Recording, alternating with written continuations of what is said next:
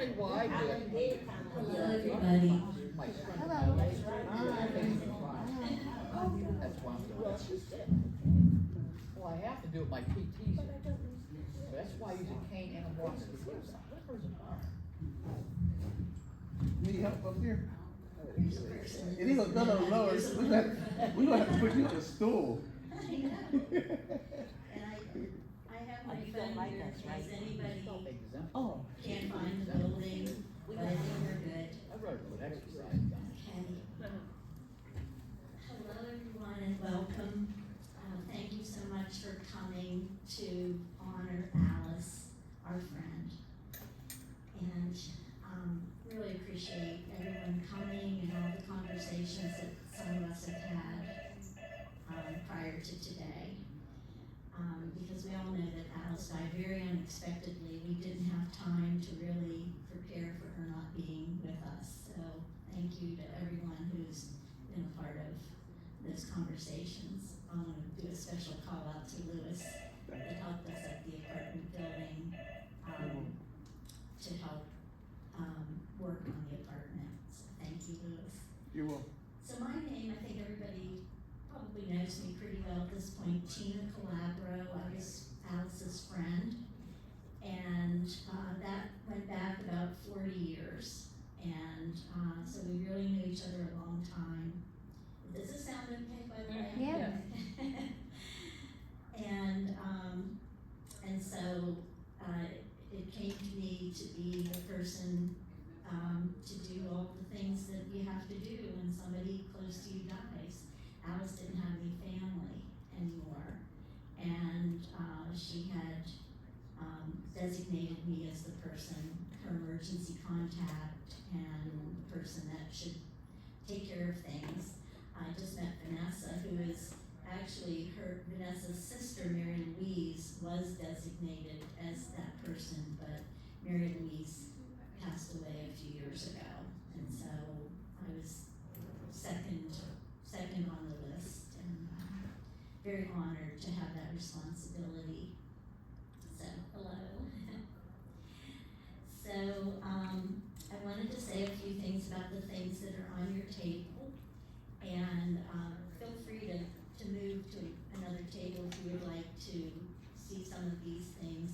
There's several things here that I wanted to share with you. Of course, the obituary is back on the table back there if you'd like to have a copy of that. There's photos up here. I picked a few that showed me Alice at a time period that I didn't know her. And it was so pleasing to see her as a teacher, as a woman out in the woods, as a maker. Some of you know her as a craftsperson. And this is when I took her to Bicycle Heaven, if you know that place out on the north side. We had fun taking some pictures that day. And that's her as a child on the right. She had one sister. She graduated from college. We'll talk about that a little bit. Okay, the other things I have on the table are, there's a sheet that has Alice's picture, and then it has her initials down the side. And if you'd like, there's some pens there. If you'd like to write a word that begins with that letter, and something you think of when you think of Alice. And then if you feel like sharing that with others, that would be just great. There's also a card there that says, be yourself, everyone else is taken. And those of you that knew Alice's apartment know that she had a lot of things posted in the apartment, a lot of sayings. She was a word person and a message person, and this was one of the ones that was very prominent in her apartment. And so that's there for you. The Velveteen Rabbit, there's a handout. It should be on your table, but if not, it's back there. That was something very important to Alice. She had actually a plaque with it on, and when you read it, I think almost everybody here that's known her, whether you knew her for 5 years, 10 years, or 40 or 50 years,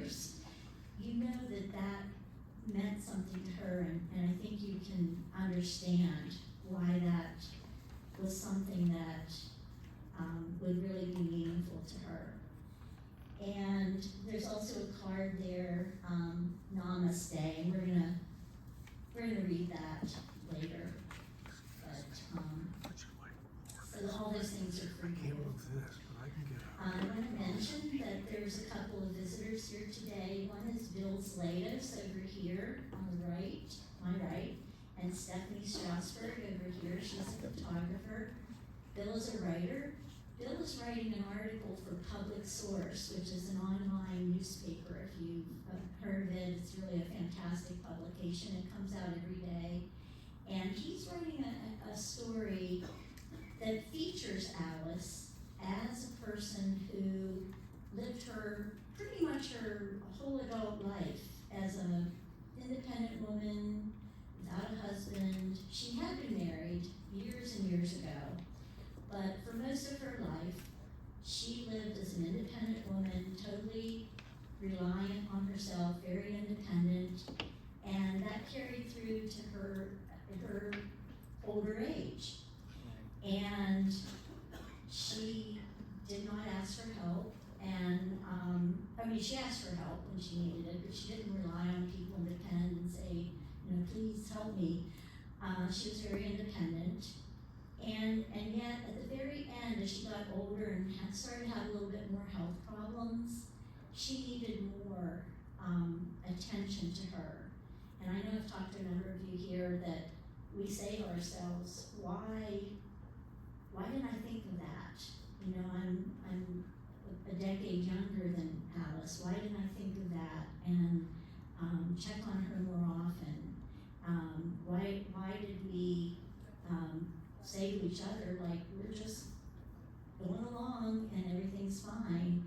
And so what Bill is writing about is the fact that many people are like Alice, that they are alone, and if they don't have family, which all of Alice's family is gone, if they don't have family, then their friends and their community is their family, and we all need to think about that. And I know Bill's article is going to remind people, check on your friends if they are living alone, and I think we all would agree with that. And Stephanie's going to take some photographs as well. Also, my husband Dave is back there in the red shirt, and he is recording the memorial for a friend of Alice's that some of you've heard of, Joyce Johnston. She's in Maine. Alice had hoped to take a trip to Maine. It didn't materialize, but we're recording this for Joyce. So thank you very much. And now I'm going to introduce Denise Trigolette, another longtime friend, and she's going to have a couple of readings.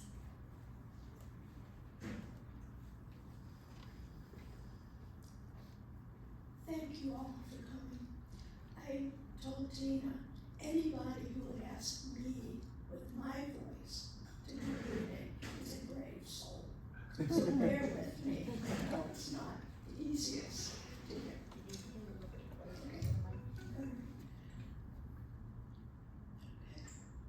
Lord, make me an instrument of your peace. Where there's hatred, let me sow love. Where there's injury, hope. Where there is doubt, faith. Where there is despair, hope. Where there is darkness, light. Where there is sadness, joy. And the 23rd Psalm. The Lord is my shepherd, I shall not want. You make me lie down in green pastures. You lead me to peaceful waters. You restore my soul.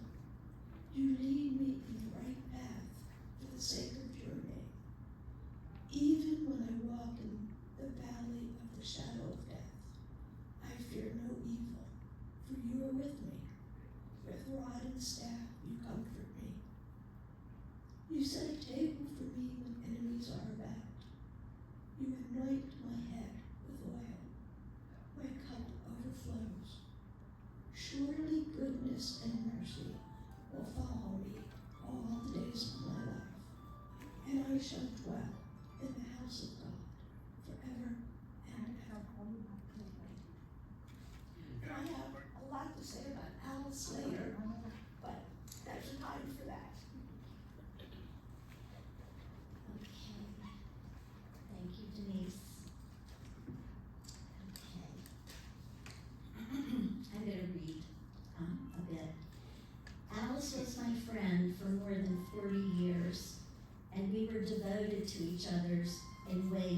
big and small.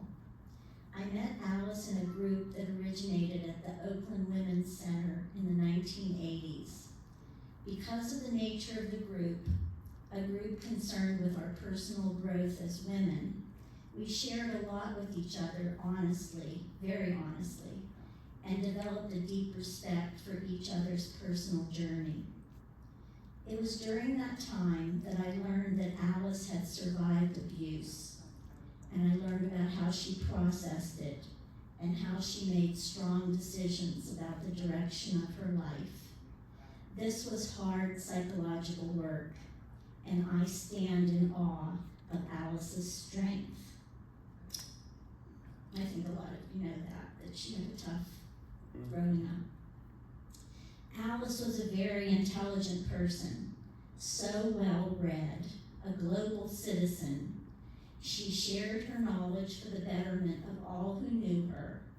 With a well-informed friend like Alice, you always had a teacher at your side. She read her magazines and books with all of us in mind. My reading table always had magazines from Alice with post-notes on them saying Tina or Dave. And she was always alerting me to articles that related to my interests and to my life.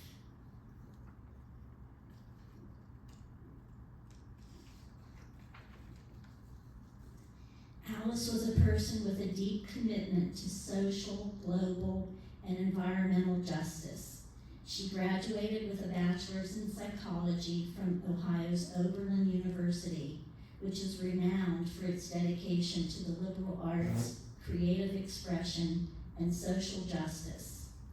Upon graduation, she applied her skills in the field of social services. Over 25 years of her career, she trained and supervised hundreds of volunteers, implemented dozens of programs, and was an expert at developing policies and procedures. Alice was a creative person. She was a maker before the term was even known to mean to describe what she was. Her beautiful hands, if you've ever noticed her hands, were always busy, making jewelry, mosaic pieces, and textile art. Alice was not only a naturally colorful person, but she adorned herself that way. And Alice was an active volunteer. She volunteered with the Hunger Services Network, the Pittsburgh AIDS Task Force, and she campaigned for political candidates whose values were the same as her own. And some of you remember the late Jim Furlow, the former city council member and state senator. He was one of her best and longtime friends, and they were cut from the same cloth, so to speak, very progressive, very courageous. Alice was outspoken, principled, and political. I think she would want me to tell you that she actively supported the re-election of Mayor Ed Gainey. So let that be a message to you. And if she were here with us right now, she would tell us everything about the reasons for her support.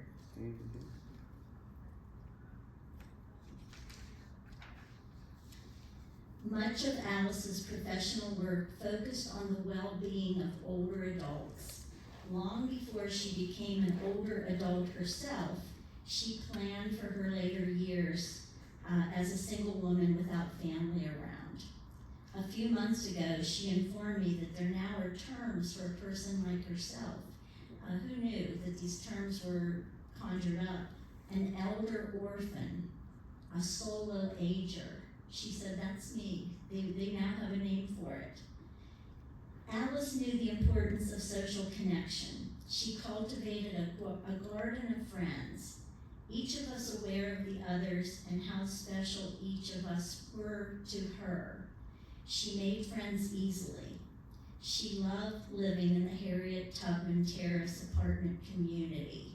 She felt that that was the perfect home for her. She loved it there. She was fiercely independent and self-reliant. She would ask for help, but only when she absolutely needed it. She did not want to impose or be a burden, and she was never a burden to anyone. But she was so independent and so self-reliant that she and I never discussed the possibility that something could happen suddenly to her when she was alone. And looking back, I see that she and I should have had that conversation. Alice was loved by everyone who knew her well and by her community. As Lewis and I and others, my husband worked in her apartment that 1 week before we closed everything out. Many of you here came to the apartment and talked about Alice and what she meant to you and how much you enjoyed knowing her. She was known and loved in the greater East Liberty Highland Park community. I think some of you know she lived just a few blocks away in Highland Park before she moved to Harriet Tubman. She was very devoted to her healthcare practitioners, and her longtime PCP is here, and her current PCP is also wishes she could be here, and her dentist. So as I was writing to let people know, what had happened and just inform people from her address book and people that I knew because she had talked about everyone so much. I would get emails and calls from people in the community, and one of them was her dentist, Larry Leahy, who she just loved so much and tried to get me to go to him, but he never had an opening. I would have gone. And Larry wrote to me, "She was a wonderful, engaging person. I will miss her. I had been concerned when she didn't show up for an appointment. It was not at all like her. I will always remember the lessons I learned from her. Unfortunately, I'm not able to attend her celebration, but my heart will be there." So, also when you think about her community, the bank teller, he was, so concerned and had so much to say about Alice. The librarians at Carnegie Library, at the time that she passed away, she had 13 items checked out of the library. She was a big user of the library. The people at Vintage, the people at the Pittsburgh Center for the Arts that she worked with many years making mosaics, pottery, and other things. The people at the Red, White, and Blue thrift store on South Sawmill Run Boulevard. The people at Access and OPT. She had such a community, and everybody looked out for Alice, and she looked out for everybody else. So I want to thank you if you do write down some words to describe Alice. I want to thank you for doing that, and I also want to share what my words are for Alice. So for the letter A, I would use the word activist, and dare I say, agitator. So I think that would probably fit. For L, I would say lovable. For I would say insightful, intelligent, independent, interested in other people, and interested in everything. C, caring, always thinking of others, curious. And finally, E, everlasting. Alice lives in my heart, and I know she's going to live in your heart as well for a long time. So at this point, I'd like to invite anyone else that would like to speak. I know Denise, you would like to speak. And then we will have a closing reading, the Namaste, and then we have a song that I think Alice would like. Although, thinking about it, Alice and I never listened much to music together, but I thought this would be good. So here comes Lewis. Hi everybody, how you doing? Good. So we all know Alice. So when I moved into the apartment, she was kind of enjoyable. She caught my attention immediately. I was like, who's this lady walking up and down the hallway? She's getting her exercise in, she's getting her cardio in, and she happened to come out my door, and she spoke to me, and I spoke to her, and I said, I wasn't trying to be nappy, I just see you all the time walking. I said, I kind of salute you, because cardio exercise is great for our health. And that's what she was doing. So that's how I got to know Alice, passing through my door. And as I got to know her, I seen that she was so intelligent. I said, this lady's kind of worldly, you know what I mean? Because I would speak on political things, and we had the same interests. She was right on top of things. She knew about the Panther Party back in the days, the struggle, the civil rights. I was like, oh, she caught my attention immediately. So some of the things I wrote down is, A, for Alice is adorable. I found her adorable. I told her one day, I said, I'm gonna give you a hug. And she said, look at me. I gave her a hug, and she just hugged me back. She just looked like she needed a hug. And she said, thank you. She said that to me. It was just a fleeting moment, something that happened. And L, I wrote loving. I found her to be loving. I, intelligent, very intelligent. C for caring. And E, enjoyable. Because I did enjoy her. She invited me into her apartment. She said I was the only person in her apartment. I wanted to cry. I said, what? I seen all her artwork, her rings and her earrings, and this lady kept herself busy.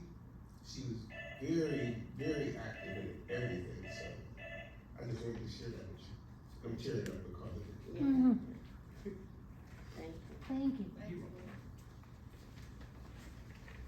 I guess it's time for me.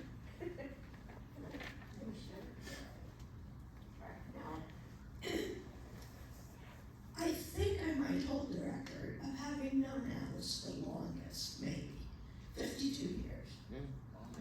When I first came to Pittsburgh to go to school, I met Alice as one of the very first people. And she was my comrade. We were very political together.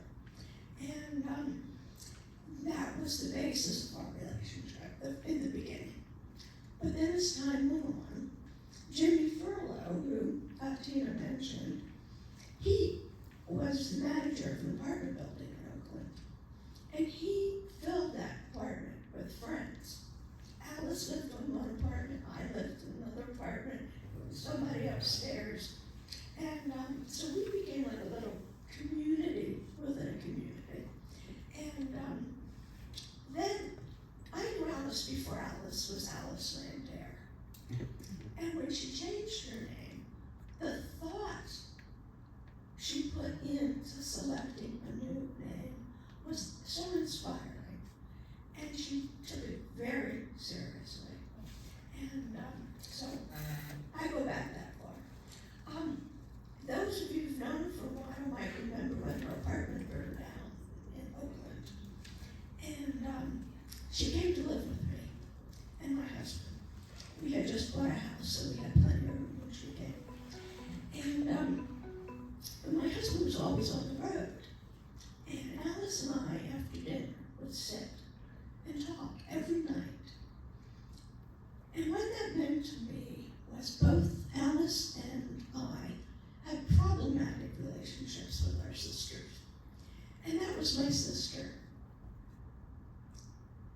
I finally got that chance to have that sister. Now, it had, then, just to further complicate things, she was the president of my board of directors when I was the director of Hunger Services Network. So we had a very different relationship that way. So we've done it all. And it hasn't always been good times. Sometimes we've had our little differences, but we always came back. Maybe not at the same level of intensity as we had been before, but it was always okay. She was always accepting. She was accepting of my quirks, and I was accepting of her quirks. And there were rings, just like Alice. And that's where I learned it, okay? Before I came this morning, I went through my jewelry box, pulling out a pair of earrings that she made for me, and I wanted to wear them, and I left them on my bed. So I was going to do a fashion show for her as well. But those are the things to love about Alice. Her sisterhood, her ability to be a comrade, her politics were great, and I also share her thoughts on it, gaming, by the way. So, thank you, Tina, for listening. I have a pair of her earrings if you like a pair. Oh, I had many pairs. She would leave many of them like on the banister, on our bench. You see rings and stuff, and I'm like, wow, where are these things coming from? Who's getting rid of this? And that's when I found out about Miss Alice, yeah. Sure. Hello everyone, talking about Alice and her jewelry. I didn't know Alice for too long. I only met her at the Vintage Senior Center, and they were doing a class on making jewelry. This is the little item we made, this pendant, and if it weren't for Alice, I wouldn't have this pendant, because under the initial C, I wrote that Alice was very confident, and she was very, the rest of us in the class, we were all like anxious, and we had to melt the pewter, and we had to drill a hole, and we were all like, oh, can we do it, and Alice just like stepped up and came around to each of us, tore that hole, poured that molten pewter, filed it, filed around the edge of the pendant, and I love Alice. She had those gold earrings, she had that style, Yep. she had the jewelry, and I thought, I want to be like that woman. She just really inspired me, and then I just met her a few times at the library, and then it turned out that my next door neighbor, Tina, is a long-time friend of Alice's, and I was like, oh my gosh, Alice is just such an inspiring woman, but that confidence, just because I'm not a very confident person, and the way she just approached that jewelry making was inspirational. So thank you, Alice. I've got a piece of jewelry that I'll always wear and think of you helping me make it.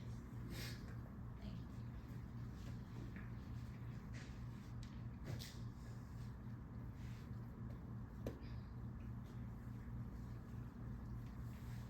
Would anyone else like to speak or share some of your words that describe Alice, even if you just want to say it from your seat? Just go ahead. I seen Alice just about every day passing, and she'd always say, tell me what the weather was. She said, you got your coat on, it's cold outside, or she'd always tell me about the weather, and she'd always say, be careful, She'd always say, be careful. That was her last word. She always said, be careful. But we passed each other almost every day, Yes. She was really kind, That's something to say. Zelda? I lived next door to her, and when she found out I had a cat, she came over. She was in love with my daughter's cat. But yeah, and when I had got my spine operated on, I couldn't use a can opener to twist it, and I knocked on her door. She opened it for me and told me if I needed anything else to let her know. And then one Sunday, I fell in the shower, and I was screaming for help, and she heard me, and she went and got Paul, and they called the fire people, and they came, and if it wasn't for her, I would have probably still be living. No. I was going to say a little bit about the cats. So before she moved to Harriet Tubman, she had 2 cats at when she lived in Highland Park on North St. Clair, and Nani and Val. And Denise is here, that we were involved in. Alice loved her cats. They were just her family, her children, and we were involved in helping her to not only get her to the vet. She had given up her car years ago, so she needed a ride, and the vet was way up in the North Hills, and so I would take her sometimes, and maybe other people did too. But Denise had to take her the day she had put, it was Val, right? Oh, yeah. Put Val to sleep, and so that She was, was real brave about it, but I wasn't. yes. I cried. I performed. I didn't want the cat to be put down. And I never saw the cat before that day. Yes. And seeing Denise, I'm not sure we ever met each other, but I think we may have talked on the phone years ago, but Alice Alice needed somebody to go with her, and I wasn't available, and I don't think anybody else was, and somehow we reached out into the community, and we found Denise. And Denise came in to provide that support, and here we are, you know, many years later, still, you know, still thinking about Alice, and it's been years, because when she moved to Harriet Tubman, she didn't have either cat, so, Yeah, that's another thing. I have a cat also, and when she noticed I had a cat, she said, "I'll watch your cat for you." And, Yeah, you she know, told me I that let, too. I let her in and take care of my cat. One time she petted me, sat down, and she had tea, I had coffee, and we talked, and I got to know her. And she never was in the service. I never was in the service, and I had gotten my liberal arts degree in journalism and communications. So I was writing about our ICBMs and Persian II missiles, military stuff. But anyway, she was on top of it. And then she said, "Yeah, you remember when we had the Persian II missiles stationed in Western Europe?" I said, "Get out of here." "Yeah, we deployed them and got them out of there." She was on top of it. There was no subject that she was not aware of. You know why? Because she loved NPR. Yep. That was the main source of her radio stations was NPR. I Yeah, did not they know that. gave me from her building, and another mayor, who's the other mayor, she was on top of it, they was really interested in her conversation. Yeah, I hear you. You know, they were really interested in her. yes, Well, I she like her knew too. who the good candidates were, and she told us why.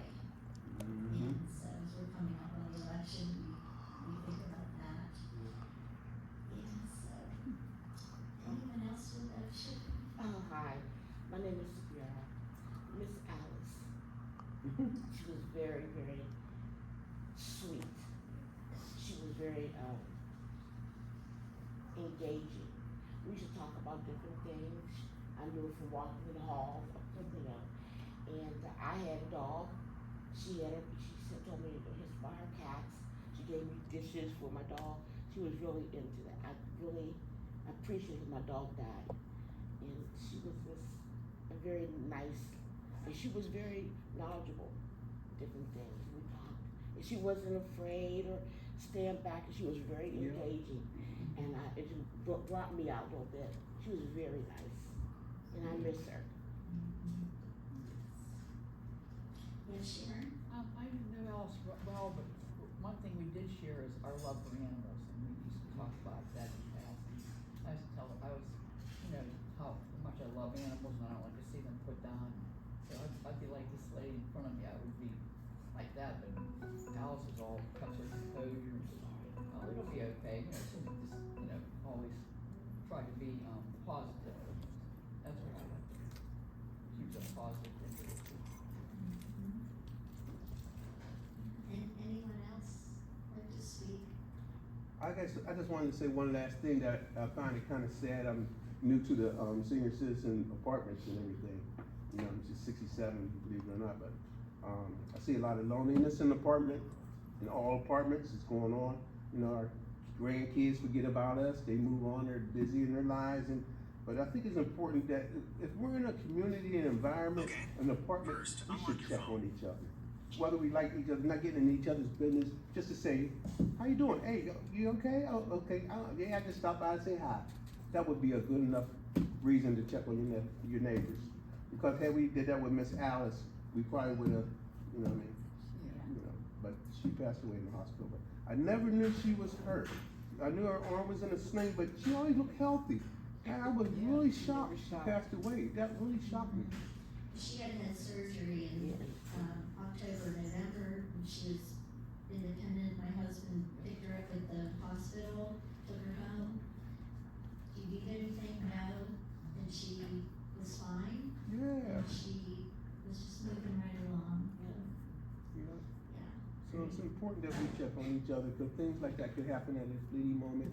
Maybe we're here today and gone the next minute. So. Yes. Yes.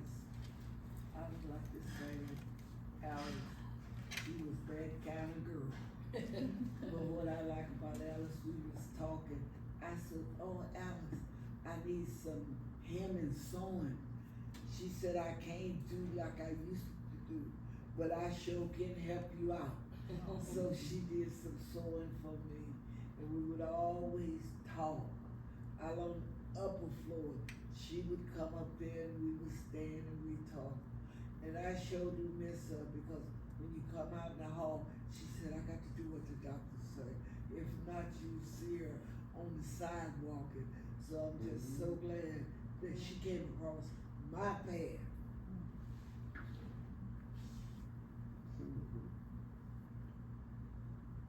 Anyone else? This will probably be a good time to,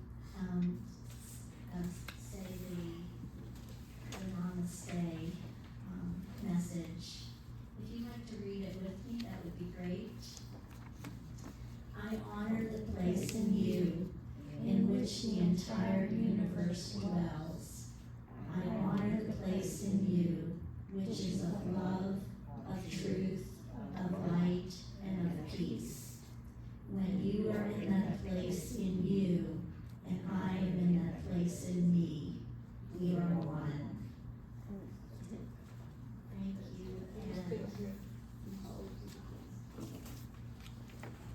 and we're going to have a song up here, and I think I have to find Pam, so hold on just a minute. Let me see if I can find her.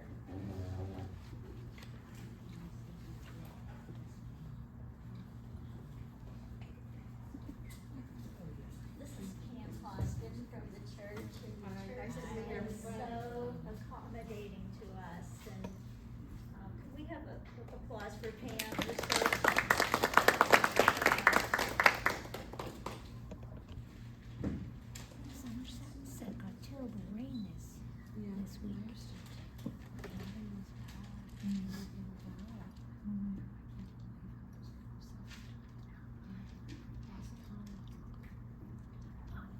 I think some of you may know this song. It comes from the 70s.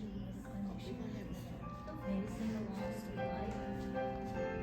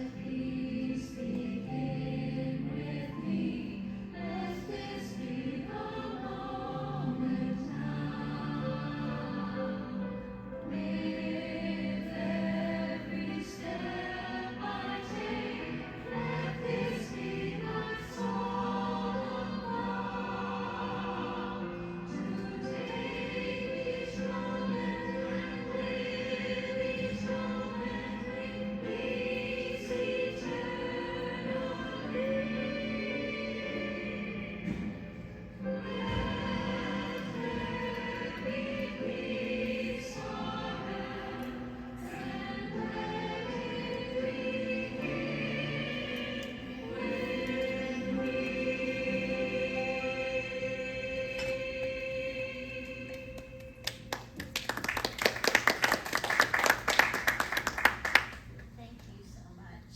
Thank you for being here. You're welcome. We'll be having lunch shortly. Thank you.